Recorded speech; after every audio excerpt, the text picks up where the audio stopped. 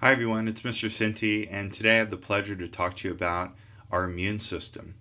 And our immune system, by the very name, is suggestive of the fact that we're immune to organisms that we were once made sick from. So, in other words, we get sick from various pathogens like bacteria, viruses, and then how do you like this? Our body remembers that particular specific organism and it's able to respond the second time we encounter it so vigorously that we don't become ill as a result of it. And so it's quite an amazing thing. It's I I have a tendency for a little hyperbole once in a while, but I have to I'm going to have to indulge on this one. I can't think of anything more important than our immune system. The ability of our body's defense to be able to combat foreign organisms and to remember the battle and therefore be able to respond more vigorously the second time around. It's such a remarkable thing. And so this particular video is going to be one in a series that sort of describes this. It's kind of involved, as one might imagine, but the fact that it's intricate also is intimately coupled with the fact that it's fascinating and interesting. And so I hope you're enjoying you enjoy the video. Well, there's many cells that are involved in our immune system, but I want to emphasize in this particular video this guy right in the center here. It's a white blood cell. This is obviously a light microscope photograph of the blood. These are red blood cells, and this is the plasma right here, the liquid of the blood. And this is a lymphocyte. It's one of the most common white blood cells, and it is involved in our immune system, meaning that it responds specifically to foreign invaders or foreign antigens. And so it's the key cell in the immune system, and I want to get into that conversation. And so what's fascinating about it is that it's very selective. Okay, so this is sort of the takeaway point from the video today, that our immune system is very selective. What I mean by that is if we have a foreign organism like a bacteria, and I can just sort of draw it simply like a rod shape like this, that means that the lymphocyte, these are the lymphocytes right here, they're going to respond to a particular type of bacteria. They're not going to respond to others, but they're going to respond to a specific particular invader. Now, how do they do that? Well, it's not just bacteria. They can respond to viruses this way. They can respond to foreign tissue, like, for example, transplanted cells into the body. The lymphocyte will recognize them as being foreign. And so it kind of comes down to, just to simplify it at first, it kind of comes down to the fact that lymphocytes are able to recognize the outer coat of foreign cells. And so this outer coat is very important, and that's comprised of obviously the phospholipid bilayer, but those are proteins and glycoproteins. So the lymphocyte is able to recognize this as being foreign, and so therefore it's not self, and so therefore it must be attacked. And how does it recognize it?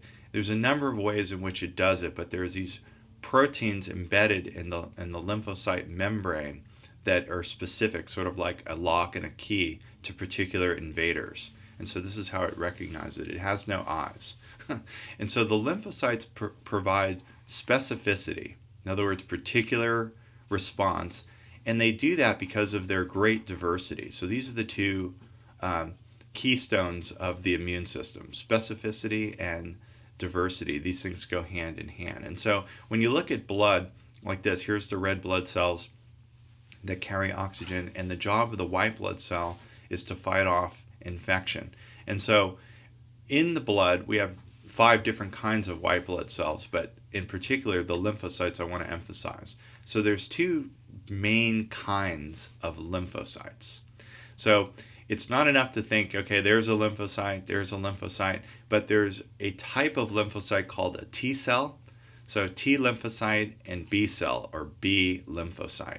T and B cells, as they're sometimes referred. Now, it's difficult for me to determine which is which under the light microscope, so I'm not seeing anything that you're not seeing. But I'll say this about them: they have different functionalities, and they develop differently in the body in terms of we often think of our blood developing in the bone marrow, and that's where it mostly does. In the red marrow, we have stem cells that will give rise to all blood cells. And so the lymphocytes are no exception to that. So both kinds of lymphocytes will originate in the bone marrow.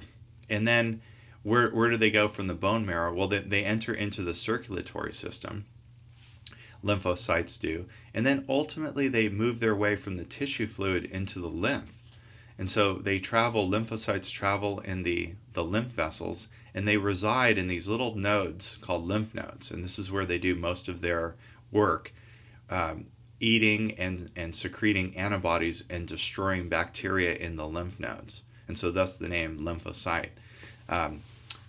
Okay, so as I was mentioning just a moment ago, these stem cells that are found in the red bone marrow give rise to undifferentiated lymphocytes. And so what does this mean? It's kind of complicated.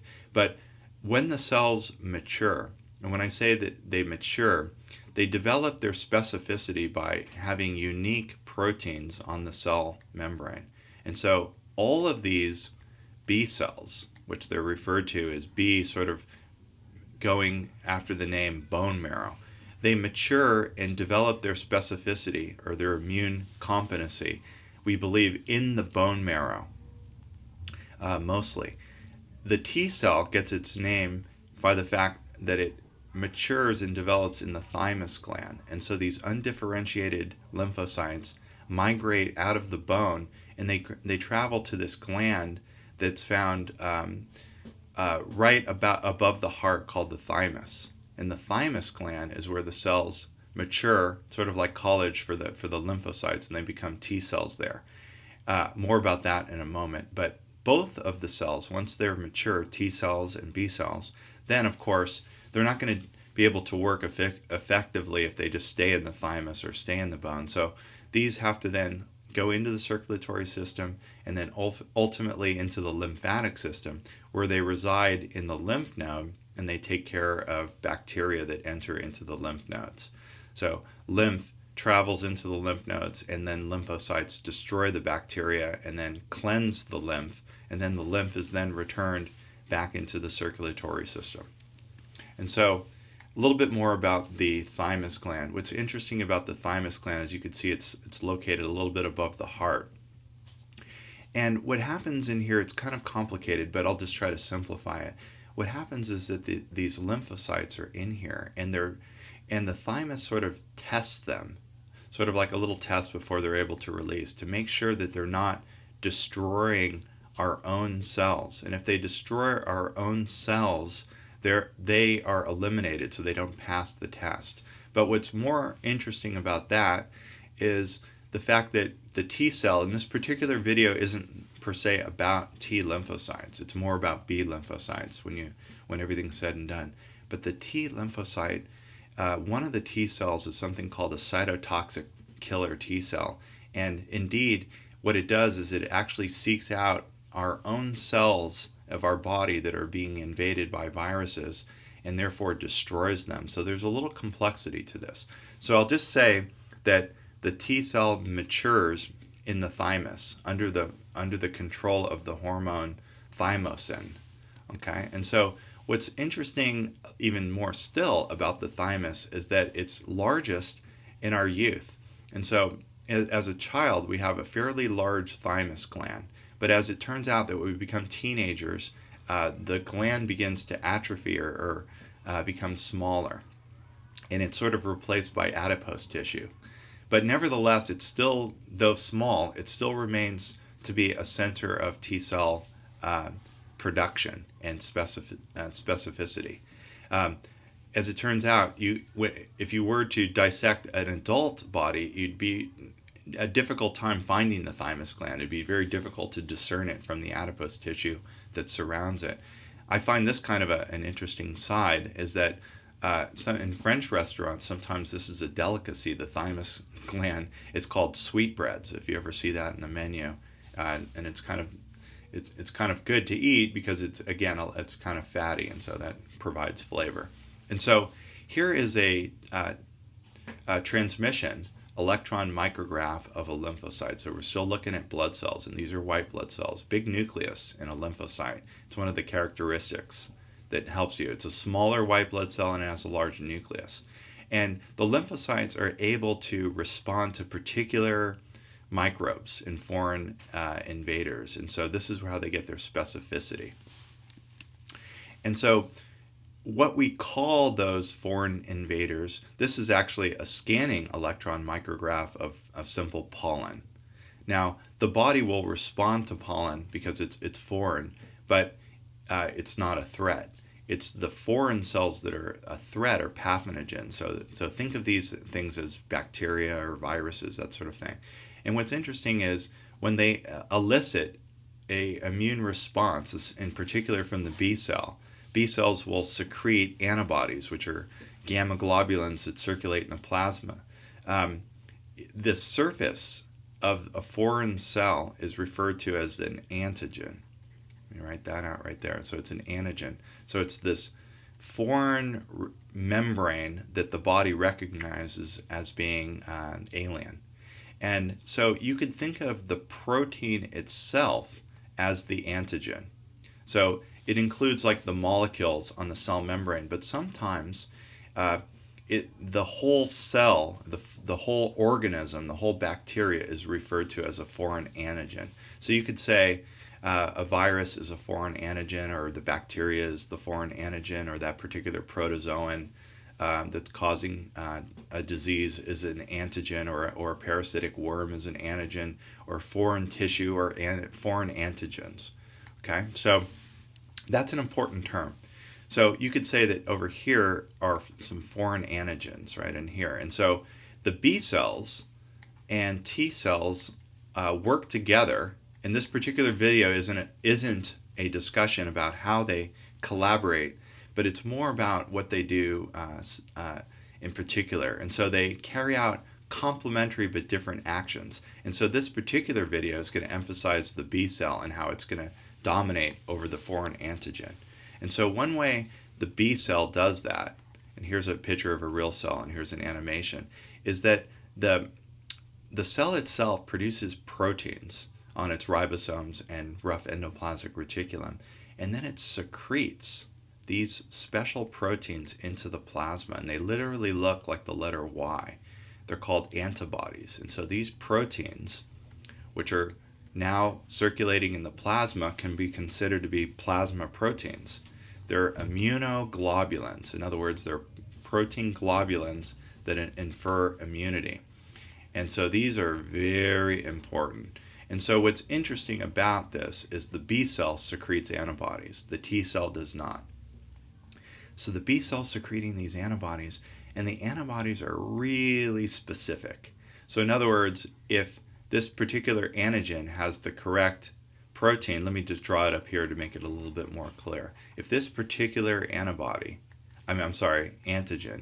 has this particular antigen surface on it, there's an antibody that's designed especially for this particular antigen. And so what this means, if you're following this, is that there isn't just one kind of B cell. There's actually hundreds of thousands of different kinds of B cells. And it's like, well, how do they differ? They differ in the sense that they produce different kinds of antibodies with different shapes. Specifically, the differences are on the tips, sort of like a lobster claw, like this. They have different specificity in the very tips. And so that's the way in which the B cell will respond to a foreign antigen. It will secrete antibodies. And they act specifically against certain types of antibodies, of antigens. They act against certain types of antigens. And so the antigen has a particular shape, and it stimulates the B cell to secrete those antibodies that will interact with it and destroy it. Now, again, I mentioned the complexity of this. I'm going to create a separate video just on antibodies and how they work in terms of how they destroy foreign antigens, because it's kind of interesting. But they can distinguish. Here's a B cell again. Let me just label it B. This is a lymphocyte. It's a white blood cell. It matures in the bone. It then leaves the bone and circulates in our bloodstream and in our lymph. And it's very specific because it can secrete antibodies, which are plasma proteins, that respond to only a particular. So if this is a bunch of germs, it's only going to attack this one. And it's like, well, what about these other guys? You're going to need a different B cell to interact with these guys. So they're very specific. And you're like, well, this is a weakness. It is a little bit of a weakness. By the fact that the cells are very specific is a strength in a sense that it will remember a particular organism that's come into our body. But our body cannot make numerous amounts of the B cells. Even though there's hundreds of thousands of different kinds, but the numbers of them in concentration are very low. And so thus, you get sick when an organism comes in and it's able to divide very rapidly. Our immune system is slow to respond, but when it does, it will defeat the germ. And then the coolness about the immune system is that the cells will remain, and therefore the concentration of those cells are higher, and therefore the response is more vigorous the second time around. And so I'll get into that right here. So say this is a germ. Okay, so it's a protein, foreign protein on a particular pathogen. Now I mentioned the B cells are very diverse, and so this shows one kind and a second kind, and then N representing hundreds of thousands of different kinds. But the actual concentration, the amount of these are very low. But what's awesome is that there's so many different ones. And so when this germ comes into our body right here, so this is the antigen. So when this antigen comes into the body, the receptor protein of a B cell recognizes it, which is very similar to the antibody that it's secreting. And that should make logical sense, that it recognizes this. And so what happens? Well, the germ has an advantage because it's dividing very quickly and it's going to get us sick. But as it turns out, once the cell is stimulated by the presence of the antigen, it then stimulates the cell to divide. And so this cell does not divide. This cell does not divide, and this cell doesn't divide, and this cell doesn't divide. Only this one divides. Now, it takes several days for the numbers to increase, but cell division, so we're talking about mitosis here. So these are asexual reproduction. These are all clones. These are all the same. So then you have more twos, and then more twos, and then more twos. And then you're like, well, what's happening here? It looks like the cells are kind of swelling up a little bit. Yeah, for the cells to become effective, and they're actually sometimes called effector cells, for the effect of the B cell to really do a great job at secreting antibodies, the cells actually enlarge. And they produce lots of endoplasmic reticulum with ribosomes so that they can secrete copious amounts of antibodies. But this antibody only comes from that one cell. And so these cells that are really enlarged and that are dominating are called plasma cells, the ones that are secreting antibodies. I like the name, I don't like the name, because plasma cells is cool. The good news is that the cells are secreting antibodies into the plasma. The thing is, it's not the only cells in the plasma, so it can be sometimes confusing. But B cells that are secreting antibodies are referred to as plasma cells. So what's all this antibody going to do? It's going to eventually destroy the germ. It's going to destroy, so there's going to be no more of the germ. And so we won the battle. And you're like, well, where does the immunity come from? Well, from all these plasma cells, some of the cells remain in circulation. And so the numbers don't go back to their original very minute amount. So there's circulating from now on. Once you've gotten sick from that germ, you'll never be sick again because we have memory cells of the number 2. And the concentration of the memory cells are high. And so if that germ shows up again and tries to get us sick again, these memory cells will be like, I've seen you before. And so they start secreting a major amount of antibodies and destroy it. And so we don't even have any symptoms. So that's pretty cool. That's how the immune system works in response to the B cell. So if you get a bacteria into your body like this, it breaks the skin. And so this is the first line of defense.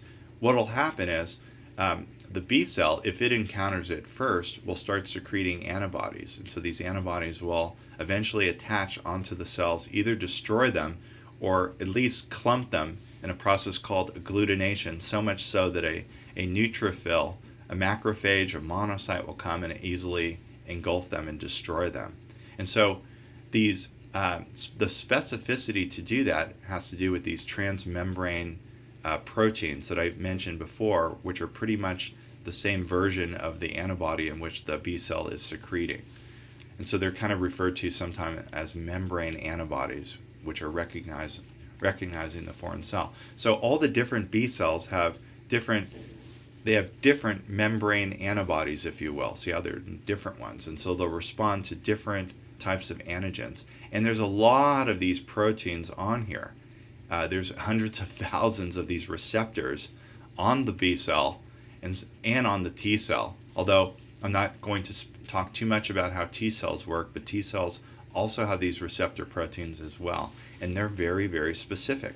And so just like any membrane-bound protein, sometimes we think of proteins embedded in the phospholipid bilayer, at least I do, as being involved in transport of material, like for example, ion channels. But indeed, some of them act as receptors, and so they can actually interact with foreign antigens. Like, let me draw that.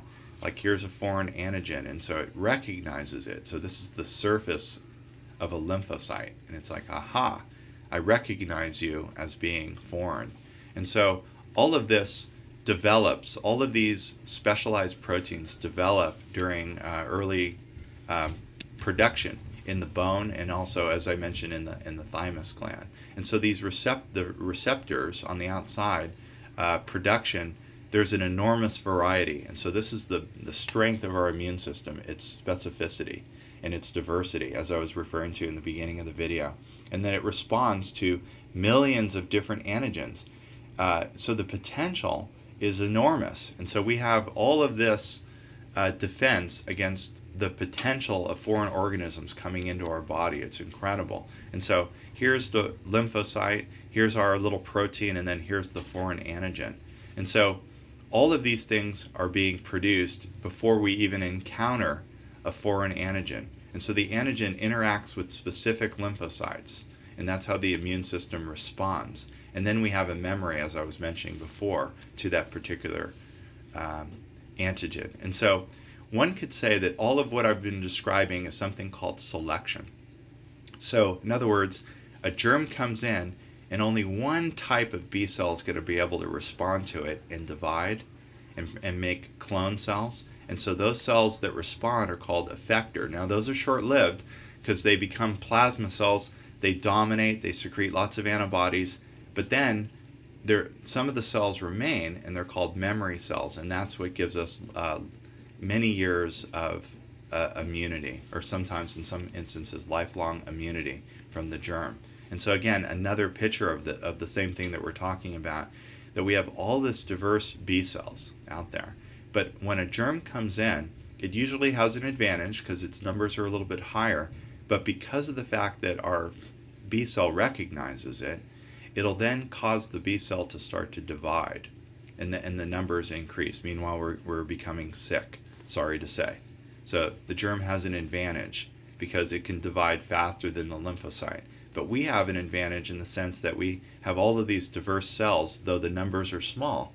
These cells, once they get up a little bit higher, they'll start to get large, called plasma cells, make lots of antibodies, destroy the germ, and then the remaining cells are these memory cells that when the germ comes again, the second time around, we respond vigorously and we don't get sick.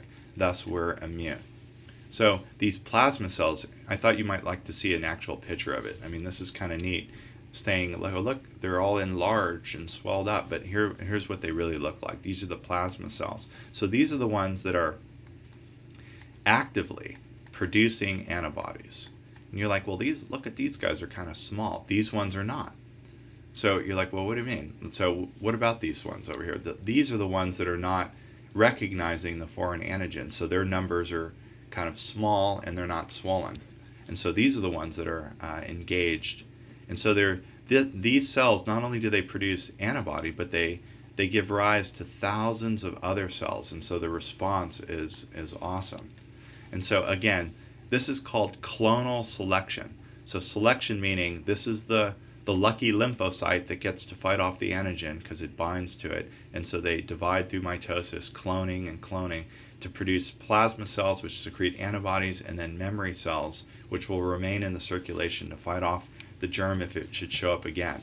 So it takes about 2 weeks for this clonal selection to take place, and so therefore we tend to get sick. So this is what's referred to as the primary immune response. The germ comes in, we've never seen it before, that's why it's called primary. So it comes in, the cells divide, they secrete antibodies, we get sick, we fight it off, and there you have it. So you're like, okay, why is it called primary? What's the secondary immune response? Well, the secondary immune response, as you might follow if you're understanding this, is that once the germ comes in, and it causes this clonal selection in the plasma cells to make all these antibodies, and we get sick, the secondary immune response is that if this germ shows up again in the future, the same germ, a different one, we still have to go through primary immunity. But if the same germ shows up again, the memory cells are ready, and they secrete a lot of antibodies very quickly because these numbers are high. And so how about this? The secondary immune response, this is a lymphocyte, again, transmission electron micrograph. So the secondary immune response is such a rapid increase in antibody that you don't actually get sick. And so there you go, there's a secondary immune response. And so this is a graph showing that here you can see the secondary immune response is much faster, and it's greater in magnitude, and it's more prolonged. And so the antibody production is slow at first, but then it's much greater the second time around because we've seen the germ before, and there's memory cells that will be able to produce those antibodies. And so you can see here, the secondary response to the same germ is very rapid. So the concentration of antibodies is much more than when we originally got sick. And this is what we call memory. This is why we're immune, is because the cells will remember the particular germ that caused us to be sick. And again, I like this graph a lot because it shows, like for example, the primary response here to antigen A. So here's antigen A getting us sick. So the germ comes into our body, and it's like, oh, that's not good. So for about 2 weeks, we're sick. And it takes about 2 weeks for the B cells to clone and make their antibodies, and then the antibody gets really high. And then, of course, you don't need to keep making the antibody if the germ's all gone. So the numbers go down. But then watch this. That same germ shows up again, and then the level of antibody really shoots up, and so you don't even get sick. And then you're like, well, here we go again. Well, we always have to get sick when the primary response, so there's different germs out there. So here's a little something to think about. Like, what happens if we know of a particular antigen that's fatal or really harmful? I wonder if we could expose our body to a small amount of it, or a weakened form of it, to develop memory cells so that when the real germ comes, we're able to respond to it and never get sick. And if you know what I'm talking about, you'll know that I'm talking about vaccination. And so that's the heart and soul of vaccines, is a small exposure to a weakened form of a killer antigen, and then our body develops immunocompetency against that, and therefore the secondary immune response is so vast and so aggressive that we don't actually get sick from that. So I hope you enjoyed this discussion on the specificity of the immune system. Thanks for watching.